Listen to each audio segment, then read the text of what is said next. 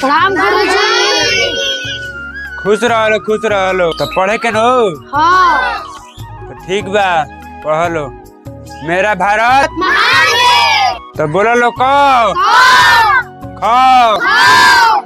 ग च छ। मालिक हो दलित बस्ती में पढ़ाई होखता। बे आज पढ़ी हस तीसर का दिन रहुए कपार पर चढ़ के मुती हस। चली तो देखल जो चली तो चली तो या का मालिक मालिक का रे तने को बस्ती में पढ़ाई का चालू कर देले बड़ा छो। हो मैं सोचनी बैठे बैठे मन निकल लगा था 10 गो लड़कन के पढ़ाई। अच्छा ई पढ़ाई लिखाई कैसे ऊंची जाति के बनावल बा जैसे में हमनी के ई पढ़ाई कैसे हम नहीं कर सकनी जा तो हनी के ना पूरा दलित बस्ती में पढ़ाई होके करना चाहिए।